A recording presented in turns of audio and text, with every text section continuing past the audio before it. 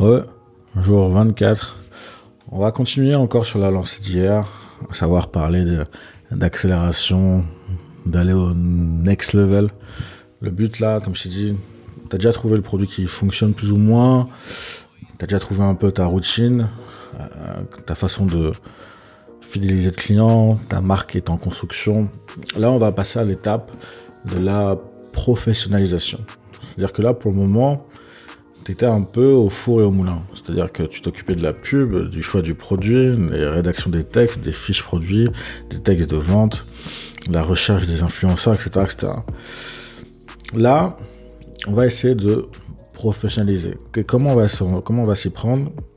La première étape, ça va être de rédiger tes process. Je m'explique. Pour le moment, comme je t'ai dit, tu as été au four et au moulin, tu sais tout faire dans ta boîte.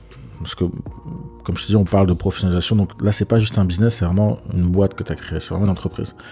Tu sais tout faire dans ton entreprise. Tu as déjà tout fait, tu sais comment faire les choses, tu sais comment répondre aux clients, tu sais comment traiter une commande, tu sais par quelle étape il faut passer, etc. La première chose à faire, ça va être de rédiger ces process, justement. De rédiger pour chaque étape, pour chaque process, donc pour chaque action, rédiger, mettre sur papier. C'est vraiment important, mettre sur papier qu'est-ce qu'il faut faire.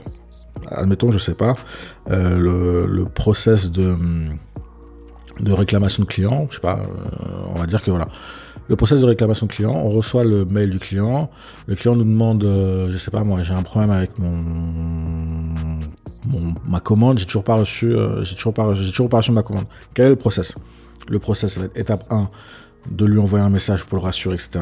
Étape 2, de lui demander son numéro de lui demander sa référence de commande pour pouvoir, toi, de ton côté, regarder le lien de suivi, ce que ça donne.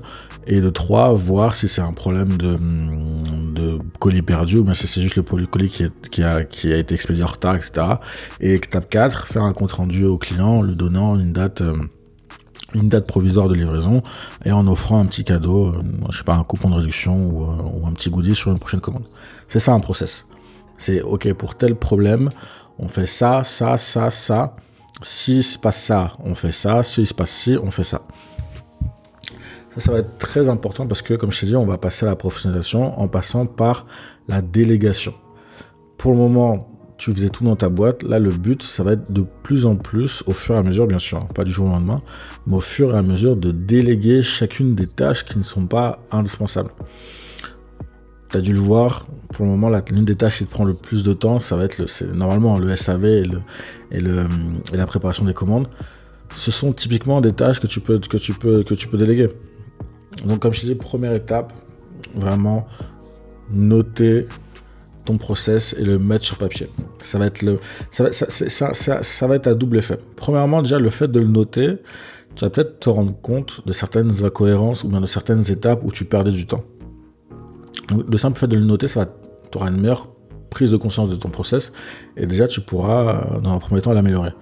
Et deuxièmement, l'intérêt, ça va être, comme je t'ai dit, de pouvoir déléguer.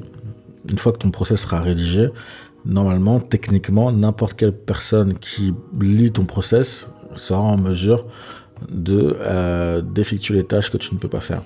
Donc voilà, première étape de cette professionnalisation, ça va se faire en 2 étapes.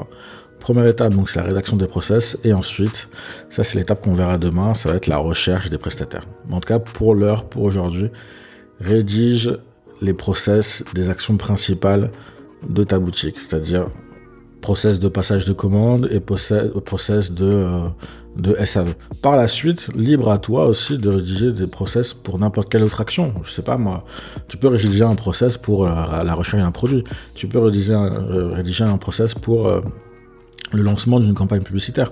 Tu peux rédiger un process pour toutes les actions en fait, qu'elles soient importantes, primordiales ou futiles, secondaires.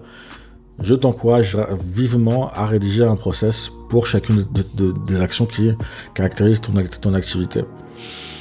Ce sera d'autant plus facile par la suite de les déléguer. Donc, mission du jour, rédige tes process. Et demain, je te donnerai quelques petits tips pour savoir comment choisir le bon prestataire et surtout où le trouver. On se dit à demain, bon courage, peace.